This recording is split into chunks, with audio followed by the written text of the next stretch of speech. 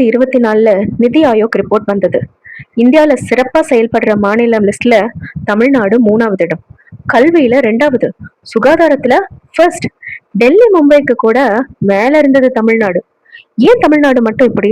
மத்த மாநிலத்துல வராதது இங்க என்ன வந்தது? காரணம் ஒரே வார்த்தை தாங்க, திராவிட மாடல். இது என்ன மேஜிக் ஃபார்முலா? 8 நிமிஷத்துல வரலாறு, கொள்கை, ரிசல்ட் எல்லாம் உடைச்சு சொல்றேன், ஸ்கிப் பண்ணாம பாருங்க. எண்டுல ஒரு ட்விஸ்ட் இருக்குங்க. இது எங்க இருந்து வந்தது? திராவிட மாடல் ஒரு நாள்ல வந்தது இல்லைங்க, 100 வருஷ போராட்டம் இருக்கு. 1920கள்ல நீதி கட்சி பிரிட்டிஷ் கிட்ட பிராமணர் அல்லாதவர் மக்களுக்கு வேலை படிப்பு வாங்கினாங்க. முதல் இடஒதுக்கீடு இதுதாங்க. அப்புறமா 1967ல திமுக ஆட்சி. அண்ணா முதல்வரா வந்த உடனே 1 ரூபாய் அரிசி திட்டம் கொண்டு வந்தாரு. மனுஷனுக்கு சோறு முக்கியம்னு சொன்னாரு. திராவிட மாடலுக்கு அடிப்படையா 3 தத்துவம் இருக்குங்க. அதுல முதல்ல சமூக நீதி, சாதி மதம் பார்க்காம எல்லாரும் சமம்னு சொல்றது.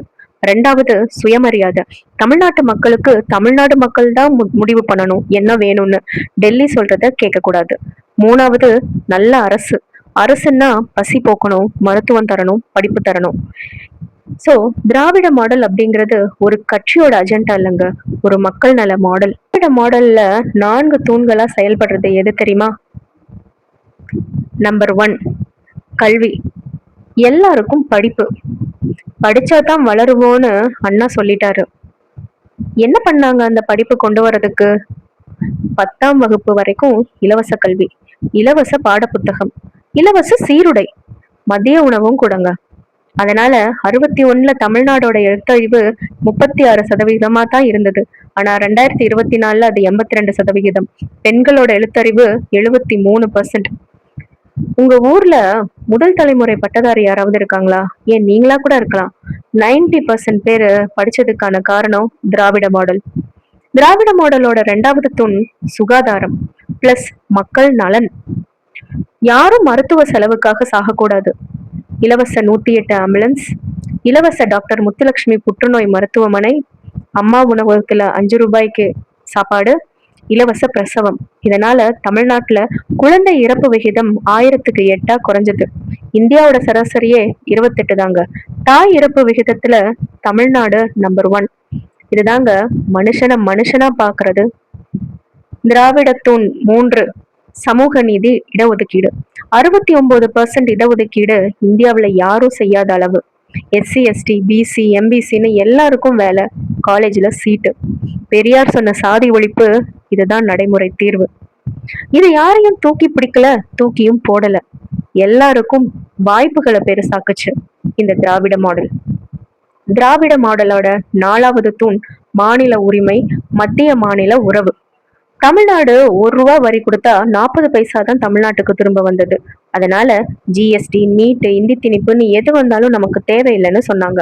காரணம், தமிழ்நாட்டு மக்களுக்கு என்ன தேவைன்னு தமிழ்நாட்டை ஆள்றவங்களுக்கு தான் நல்லா தெரியும் அப்படிங்கிற ஆணித்தனமான கொள்கை. இதுதான் கூட்டாட்சி தத்துவம். இப்படி எல்லாம் செஞ்சா என்ன ஆச்சு? டேட்டா கொஞ்சம் பேசலாமா? நம்பர் 1 பொருளாதாரம். தமிழ்நாடோட ஜிடிபி $320 பில்லியன். மகாராஷ்டிரா, உத்தரப்பிரதேசத்துக்கு அப்புறம் 3வது இடம். ஒவ்வொரு தனிநபர் வருமானமும் 3.2 லட்சம். தேசிய சராசரியை விட 70% அதிகங்க.